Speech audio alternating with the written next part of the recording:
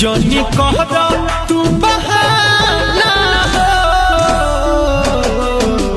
चलो भाग चलो चाहे पत्थर दिलवा कला धल अपना पियावा के हाथ हो। चलो भाग चलो चाहे पत्थर दिलवा कला धल अपना पियावा के हाथ।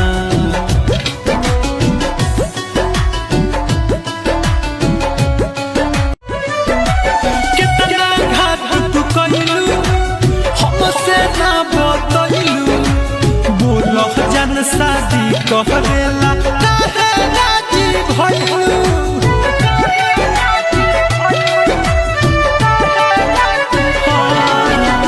कितना घात तू कइलू हमसे ना बतइलू। बोलह जन शादी कहरेला काहे राजी भइलू। सुनया आखिरी बात तेरी रात अब तारू बात कुछ कहती न जमाना हो। जनी कहरा तू बहाना हो, चलो भाग चलो चाहे पत्थर दिलवा कर दिहले धोखा अब कबो आएब ना तोरा गावे रे। दिहले धोखा अब कबो आएब ना तोरा गावे। दिल बेचद कबाड़ के भावे, दिल बेचद कबाड़ के भावे। कह देबू केहू से केहू ना दिल लगावे। हाँ कह देबू केहू से केहू ना दिल लगावे। दिल बेचद कबाड़ के भावे, दिल बेचद कबाड़ के भावे।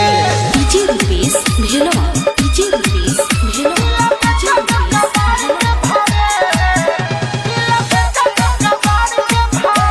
Aditya recording studio Gopalganj.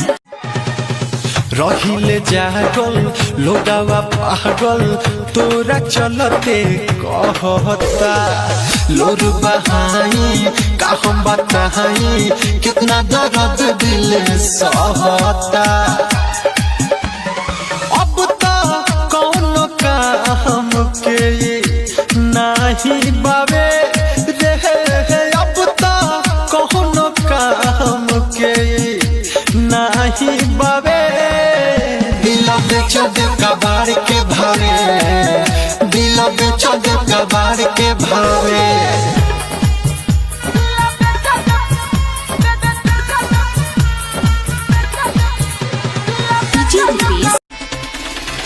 हंसत खेलत हमार जिंदगिया अब तो लूट गइल।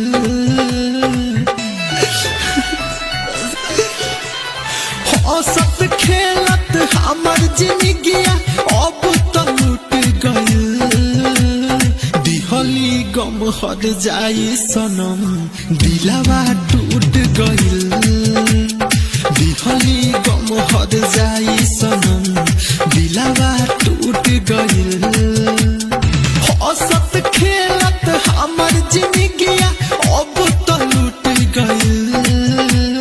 दिहली गम हद जाई सनम दिलवा टूट गइल।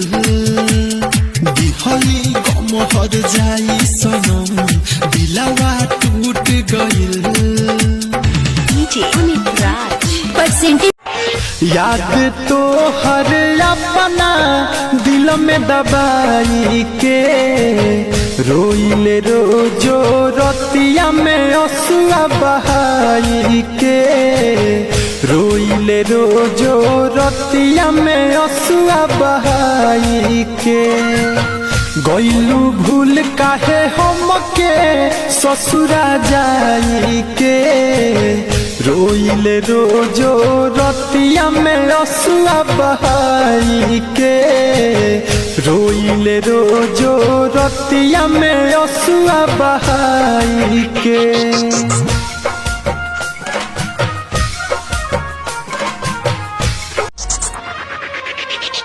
छोड़ के तू जई बुझन हो छोड़ के तू जई बुझन हो छोड़ के तू जई बुझन हो देह के ताजा जखम खेलावा रे कोई दिल से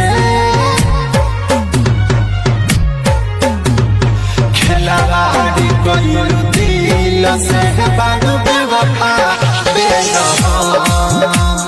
खेलावा आगे कोई दिल से बारू बेवफा बेरहम छोड़ के तू जई बुझन हो छोड़ के तू जई बुझन हो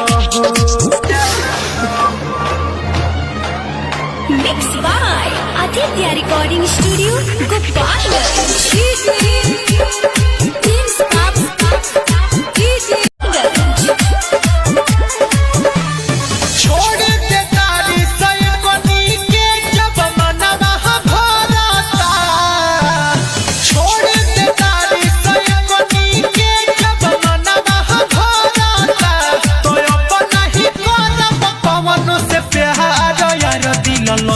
से डहरता